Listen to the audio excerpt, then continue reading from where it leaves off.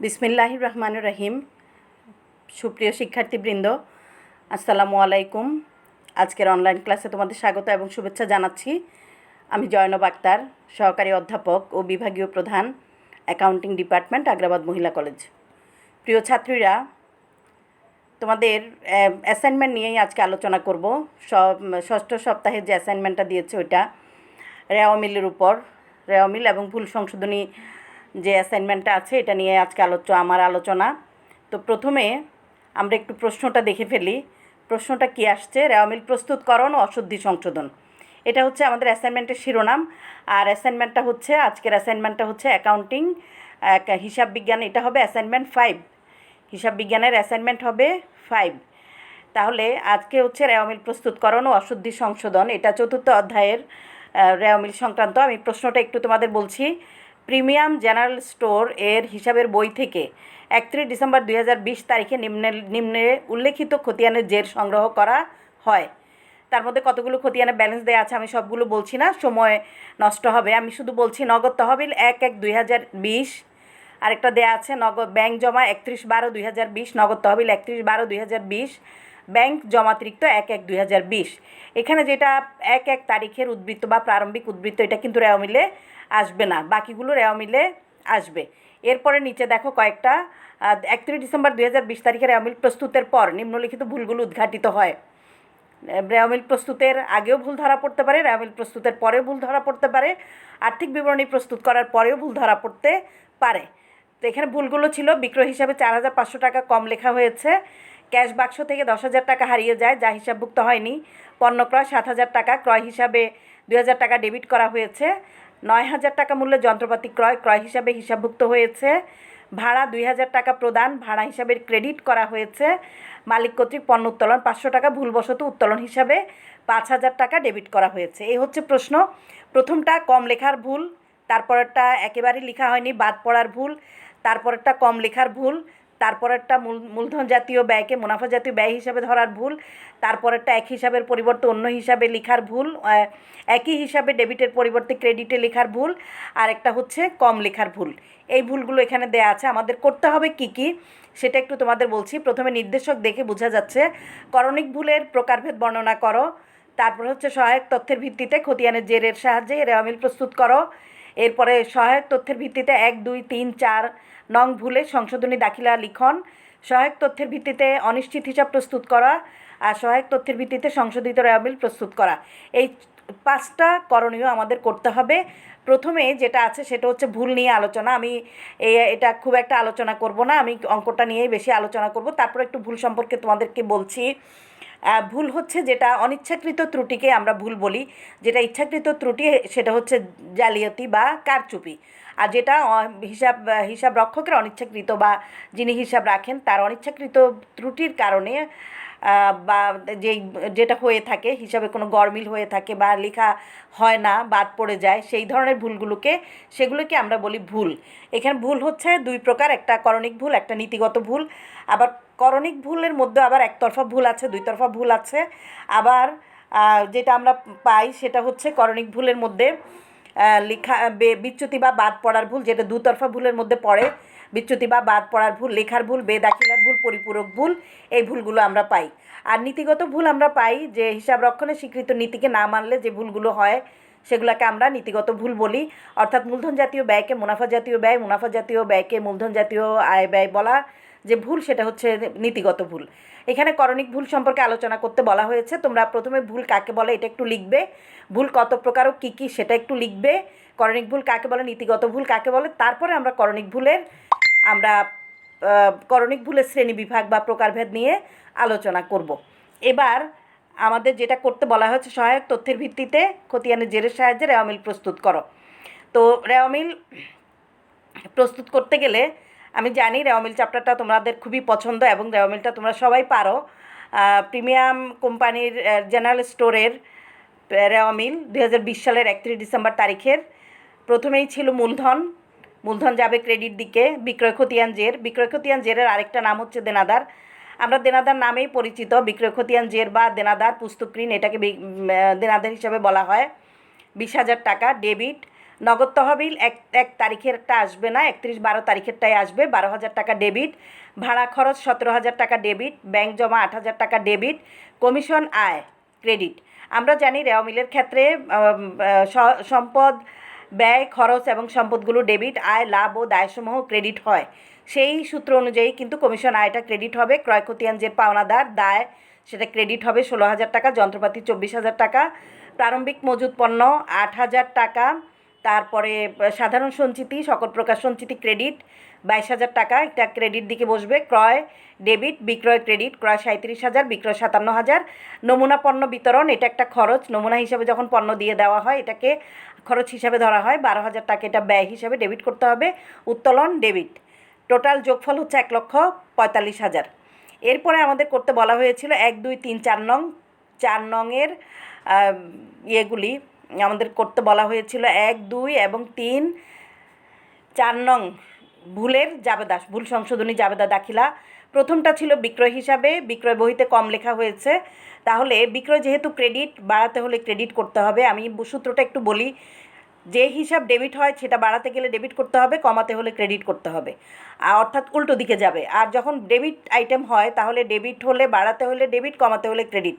আর ক্রেডিটগুলো বাড়াতে হলে ক্রেডিট করতে হবে, কমাতে হলে ডেবিট করতে হবে। সেই সূত্র অনুযায়ী বিক্রয় যেহেতু বাড়াতে হবে, বিক্রয় হিসাবে কম লেখা হয়েছে, তাহলে তার মানে হলো বিক্রয়কে বৃদ্ধি করতে হবে, বৃদ্ধি করলে ক্রেডিট করতে হবে। তাহলে কোন হিসাব দিয়ে আমরা এটা লিখব? অনিশ্চিত হিসাব ডেবিট, বিক্রয় হিসাব ক্রেডিট 4,500 টাকা। বিবিধ ক্ষতি ডেবিট, নগদান হিসাব ক্রেডিট। এটার প্রশ্নটা ছিল ক্যাশ বাক্স হতে চুরি অথবা হিসাব রক্ষকের যে নগদ তহবিল চুরি হয়েছে সেটা। তাহলে এটা বিবিধ ক্ষতি ডেবিট, নগদান হিসাব ক্রেডিট দিয়ে আমরা এটা করব, যেহেতু এটা হিসাবভুক্তকরণ বাদ পড়েছে। যেই লেনদেনগুলো হিসাবভুক্তকরণ বাদ পড়ে যায় সেগুলি কিন্তু সাধারণ জাবেদাই আমাদের করতে হবে, এটাকে আমাদের সংশোধন করতে হয়, এটাকে আমরা সাধারণ জাবেদা বললেই চলে। এরপরে ক্রয় বহি, এরপরে ছিল প্রশ্নটা একটু দেখেই তোমাদেরকে বলি। প্রশ্নটা ছিল পণ্য ক্রয় 7,000 টাকা, ক্রয় হিসাবে 2,000 টাকা ডেবিট করা হয়েছে।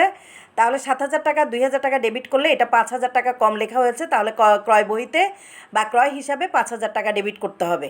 তাহলে দেখো তোমরা, ক্রয় হিসাব ডেবিট, অনিশ্চিত হিসাব ক্রেডিট। 5,000 টাকা ক্রয়কে বাড়াতে হলে ডেবিট করতে হবে, কমাতে হলে ক্রেডিট করতে হতো।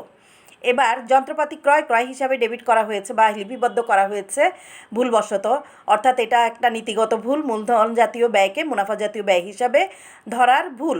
যন্ত্রপাতি যেহেতু লেখা হয়নি, যন্ত্রপাতি হিসাব ডেবিট, ক্রয়কে আমরা বাদ দিয়ে ফেলবো। ক্রয় থেকে বাদ দিতে হলে ক্রয়কে কমাতে হলে ক্রেডিট করতে হবে। যন্ত্রপাতি হিসাব ডেবিট, ক্রয় হিসাব ক্রেডিট 9,000 টাকা। আমি নিচে তোমাদের সুবিধার্থে দুইটা রাফ জাবেদা আমি করলাম, 5 নাম্বার এবং 6 নাম্বার জাবেদা। ভাড়া 4,000 টাকা, এটা ছিল প্রশ্নটা দেখেই তোমাদেরকে উত্তরটা বলি। ভাড়া 2,000 টাকা প্রদান করে ভাড়া হিসাব ক্রেডিট করা হয়েছে। ভাড়া প্রদান করলে ভাড়া হিসাব ডেবিট হওয়ার কথা, কিন্তু ভুলবশত হিসাব রক্ষক ভাড়া ক্রেডিট করে ফেলেছে। তাহলে এই সংশোধনীটা করতে গেলে ডাবল অ্যামাউন্ট দিয়ে সংশোধন করতে হবে। তাই ভাড়া হিসাব ডেবিট, অনিশ্চিত হিসাব ক্রেডিট 4,000 টাকা হবে। আর মালিক কর্তৃক পণ্য উত্তোলন 500 টাকা, ভুলবশত উত্তোলন হিসাবে 5,000 টাকা লেখা হয়েছে। এটা হচ্ছে বেশি লেখার ভুল, অর্থাৎ বেশি লিখে ভুলটা করে ফেলেছে। একটা শূন্য দিলেই কিন্তু অনেক বড় ধরনের একটা অ্যামাউন্ট চলে আসে, অর্থাৎ 4,500 টাকার গড়মিল হবে। তাহলে উত্তোলন হিসাবে যেহেতু বেশি লিখে ফেলছে, এখন কমাতে হবে। কমাতে হলে উত্তোলনকে ক্রেডিট করতে হবে, কারণ ডেবিট হিসাব কমাতে হলে ক্রেডিট করতে হয়। তাহলে অনিশ্চিত হিসাব ডেবিট, উত্তোলন হিসাব ক্রেডিট। জাবেদাগুলো আর দুইটা জাবেদা আমি রাফ দুইটা জাবেদা দেখালাম। ভাড়া হিসাব ডেবিট, অনিশ্চিত হিসাব ক্রেডিট, এটা হচ্ছে ডাবল অ্যামাউন্ট দিয়ে সংশোধন হচ্ছে, এই জন্য 4,000 টাকা আসবে। আর অনিশ্চিত হিসাব ডেবিট, উত্তোলন হিসাব ক্রেডিট 500 টাকা, এবং 5,000 থেকে 500 টাকা বাদ দিয়ে 4,500 টাকা বাড়তি লিখেছিল, বেশি লিখেছিল, সেটাকে আমরা এখন সংশোধন করলাম। এরপরে করতে বলা হয়েছে অনিশ্চিত হিসাব। তোমরা যারা টিছক করতে পছন্দ করো তারা টিছকে করতে পারো, আর যারা চলমান জের ছক করতে পছন্দ করো তারা চলমান জের ছকে করতে পারো।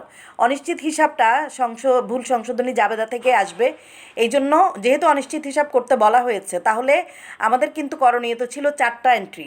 আমি 2টা রাফ করে দিলাম, কারণ অনিশ্চিত হিসাবটা করতে গেলে ওই 2টা এন্ট্রি এখানে অন্তর্ভুক্ত হবে। যারা তোমরা পারবে না সেজন্য তোমাদেরকে এটা বলে দিচ্ছি। প্রথমে ব্যালেন্স বিডি, যে সাধারণ নিয়মে যেভাবে খতিয়ানের ঘর আমরা করি সেভাবে তোমরা খতিয়ানের ছকটা করবে। তারিখ বিবরণ জাবেদা পৃষ্ঠা, ডেবিট টাকা ক্রেডিট টাকা, উদ্বৃত্ত বা জের ডেবিট টাকা ক্রেডিট টাকা। ব্যালেন্স বিডি যদি প্রশ্নে দেয়া থাকে, রেওয়া মিলে অনেক সময় অনিশ্চিত হিসাবের ব্যালেন্স দেয়া থাকে ডেবিট অথবা ক্রেডিট দিকে। যদি ডেবিট ব্যালেন্স দেয়া থাকে তাহলে উদ্বৃত্তর ডেবিট ঘরে বসবে, যদি ক্রেডিট ব্যালেন্স দেয়া থাকে উদ্বৃত্তর ক্রেডিট ঘরে বসবে। তারপরে বিক্রয় হিসাব আছে, অনিশ্চিত হিসাব ডেবিট, বিক্রয় হিসাব ক্রেডিট আমরা করেছিলাম 4,500 টাকা, সেটা আসবে এখানে। বিক্রয় হিসাব অনিশ্চিত হিসাব যেহেতু ডেবিট, এখানে টাকাটা ডেবিট দিকে বসবে, বিক্রয় হিসাব 4,500 টাকা। তাহলে প্রথমে ব্যালেন্স ছিল না, 4,500 টাকাই 4,000 টাকা, 4,000 টাকা, 4,500 টাকা লেখার কথা ব্যালেন্সের ঘরে, ভুলে 4,000 টাকা আসছে, তোমরা এটা ঠিক করে নাও। ডেবিট দিকে 4,500 টাকা হবে।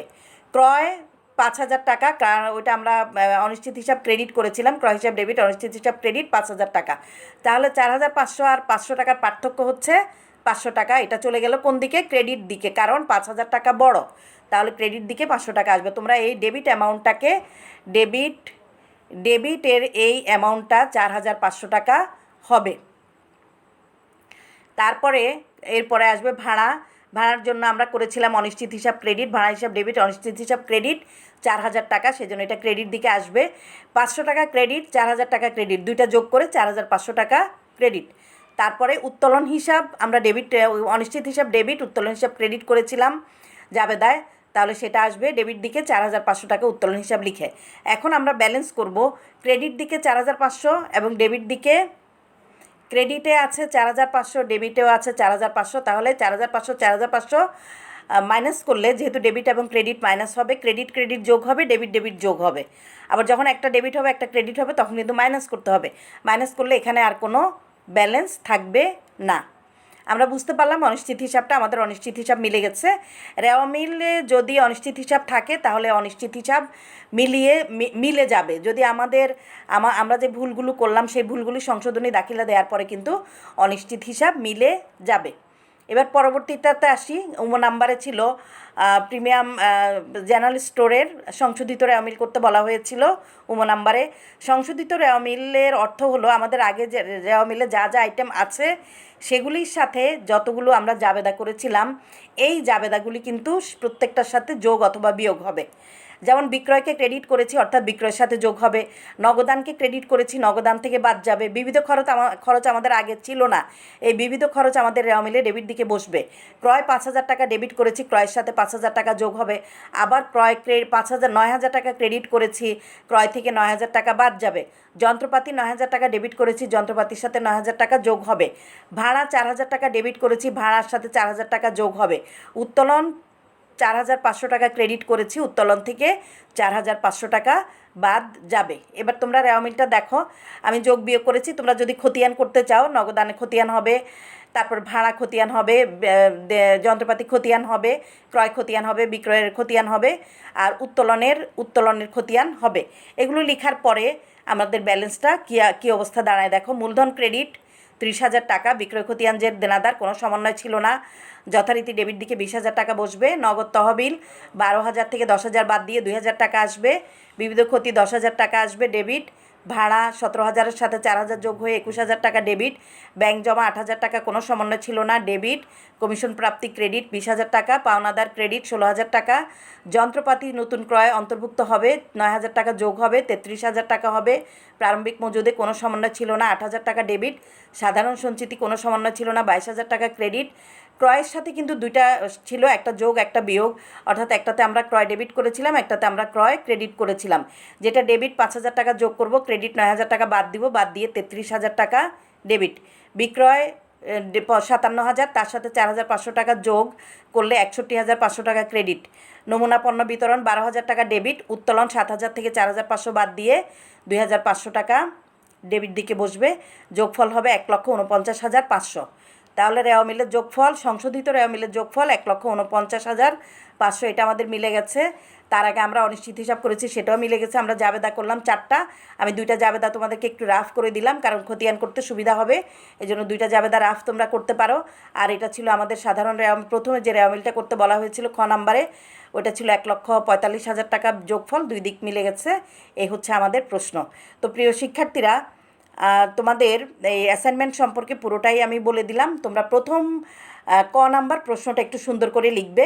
এক একজনের বইতে এক এক রকম আছে, বিভিন্ন বই দেখে তোমরা সুন্দর করে, যাতে তোমরা পূর্ণ নাম্বার পেতে পারো সেইভাবে তোমরা আনসার করবে। অর্থাৎ প্রথমে ভুল কাকে বলে, তারপর ভুল কত প্রকার, তারপরে করণিক ভুল, নীতিগত ভুল দুইটা কাকে বলে লিখে, এরপরে করণিক ভুল কত প্রকার লিখে প্রতিটা ভুলের ব্যাখ্যা দিবে।